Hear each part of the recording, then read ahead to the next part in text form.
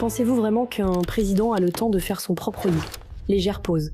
La réponse pourrait bien vous surprendre. Nous allons lever le voile sur l'ordre, ou le désordre, totalement inattendu des personnalités les plus influentes du globe. Préparez-vous à voir vos certitudes sur le pouvoir et l'espace personnel voler en éclats. Que font les dirigeants quand les caméras sont éteintes et que les conseillers sont partis? On imagine des dossiers, des appels secrets, mais on oublie un détail fascinant, presque banal, le rapport à l'ordre et à la propreté. Et si la façon dont un leader organise son bureau ou plie ses chemises en disait long sur sa manière de diriger le monde? C'est l'idée que nous allons explorer. Entre rituels obsessionnels et chaos parfaitement contrôlés, vous allez découvrir des habitudes surprenantes qui défient totalement l'image publique de ces figures de pouvoir. Remontons le temps. Prenez Dwight D. Eisenhower, général 5 étoiles et président des États-Unis. Derrière son image de militaire sévère se cachait une obsession, son bureau devait être entièrement vide, à l'exception du document sur lequel il travaillait. C'était sa fameuse desk rule, la règle du bureau. Pour lui, un seul dossier visible à la fois signifiait une seule priorité, une concentration absolue. L'ordre physique était le miroir de sa clarté stratégique.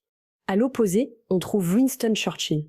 Les photos de son bureau le montrent souvent comme un véritable chaos de papier, de livres et de cigares. Pourtant, ceux qui le connaissaient savaient qu'il s'agissait d'un désordre organisé. Churchill savait exactement où se trouvait chaque note, chaque rapport. Son environnement, bien que visuellement chaotique, était un système parfaitement maîtrisé, un reflet de son esprit capable de jongler avec une multitude d'informations en temps de guerre.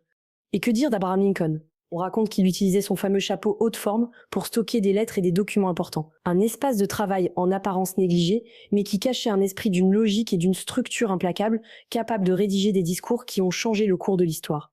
Et aujourd'hui, les habitudes ont-elles changé? Chez certains leaders contemporains comme Emmanuel Macron, on observe une approche minimaliste, un bureau épuré, peu d'objets personnels. L'idée est claire, un environnement net favorise une pensée claire, loin des distractions, pour une prise de décision rapide et moderne.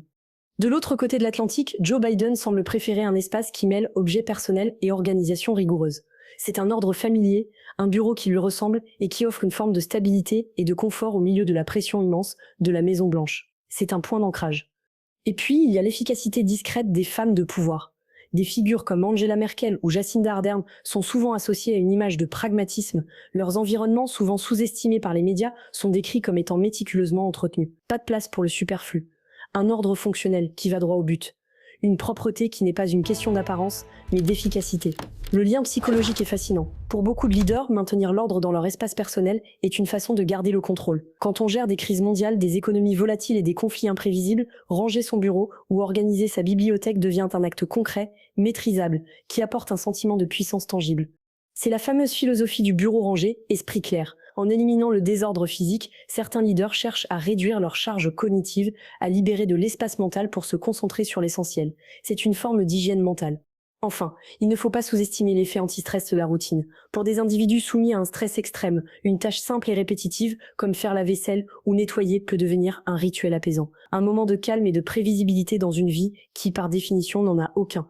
Alors, est-ce que la discipline personnelle d'un leader a un impact direct sur ses décisions nationales? Une chambre bien rangée peut-elle éviter une crise internationale? Légère pause. La question est complexe, mais une chose est sûre, le pouvoir de l'invisible est immense. Ces petites habitudes, ces rituels privés loin des regards, nous en disent long sur le caractère, la discipline et la psychologie de ceux qui nous gouvernent. Elles contribuent à forger la personnalité qui, au final, prendra les décisions qui affectent nos vies à tous. Et vous, comment organisez-vous votre propre espace? Pensez-vous que vos habitudes de rangement ont un impact sur votre travail, votre créativité ou votre succès? Racontez-nous tout dans les commentaires, le débat est ouvert. Et si vous voulez découvrir d'autres secrets sur les coulisses du pouvoir, n'oubliez pas de vous abonner et d'activer la cloche. À très bientôt pour de nouvelles révélations.